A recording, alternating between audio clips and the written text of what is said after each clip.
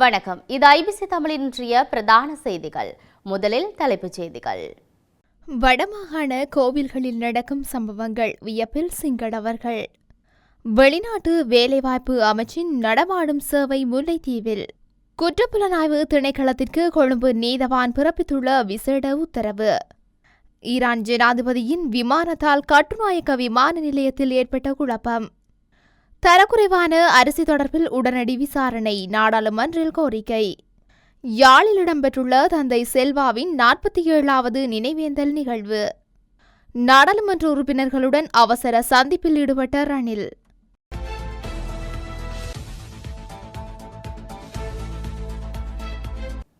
இனி தொடர்பான விரிவான செய்திகள். வடமாகாணத்தில் உள்ள ஆலயங்களில் ஏலத்தில் விற்பனை செய்யப்படும் பிரசாதங்கள் தொடர்பில் தென்னிலங்கையில் அதிகம் பேசப்பட்டு வருகின்றன.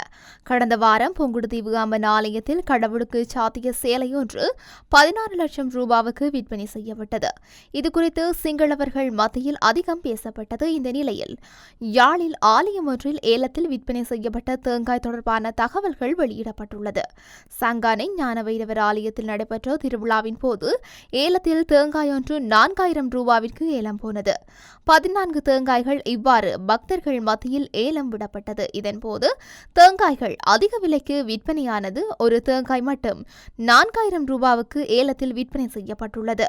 கடந்த 23ஆம் தேதி 13 தேங்காய்கள் ஒவ்வொன்றும் 2000 ரூபாவுக்கும் அதிகமான விலையில் விற்பனை செய்யப்பட்டுள்ளன. இவ்வாறான ஏலத்தின் போது உள்நாட்டில் உள்ளவர்கள் மட்டுமன்றி புலம்பெயர் தமிழர்கள் பலரும் பங்கேற்றிருக்கின்றமை குறிப்பிடத்தக்கது. கடந்த வாரம் கண்ணகி அம்மன் ஆலயத்தில் 16 லட்சம் ரூபாவுக்கு சேலை ஏலத்தில் எடுத்தவர்கள் கனடாவிலிருந்து வந்தவர்கள் என்பது குறிப்பிடத்தக்கது. தொழில் மற்றும் வெளிநாட்டு வேலைவாய்ப்பு அமைச்சினால் நடத்தப்படும் குளோபல் பெயர் நாட்டம் சேவை எதிர்வரும் 3ஆம் திகதி மற்றும் 4ஆம் திகதிகளில் முல்லைத்தீவில் இடம்பெறவுள்ளது. முல்லைத்தீவு புதுக்குடியிருப்பு பிரதேச சபை மைதானத்தில் குறித்த நடமாடும் சேவை இடம்பெறவுள்ளது.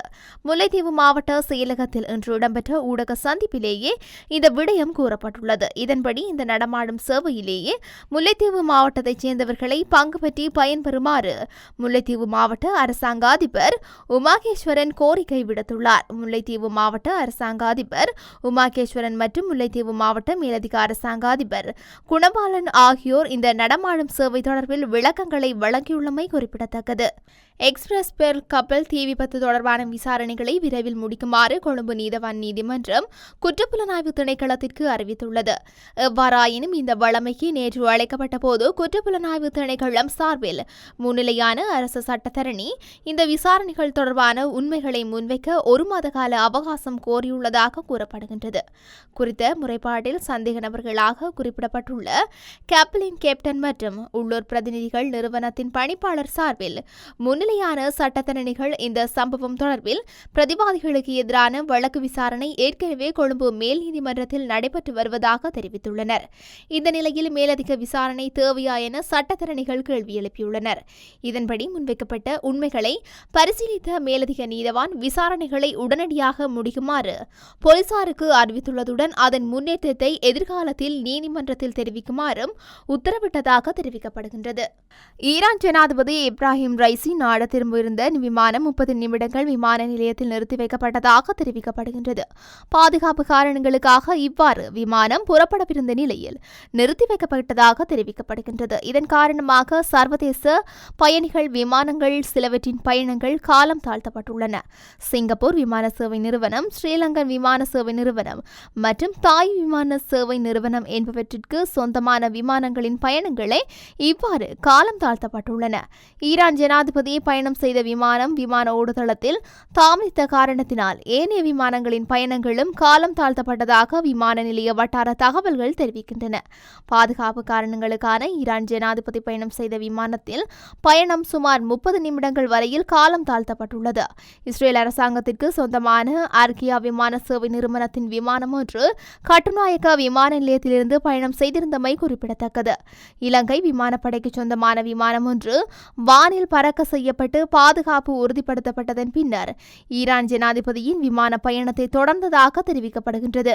நாட்டின் சில பகுதிகளுக்கு வழங்கப்பட்ட தரைக்குறைவான அரிசி தொடர்பில் விசாரணை நடத்துமாறு அரசாங்கத்திடம் கோரிக்கை விடுத்துள்ளதாக எதிர்க்கட்சித் தலைவர் சஜித் பிரேமதாச தெரிவித்துள்ளார்.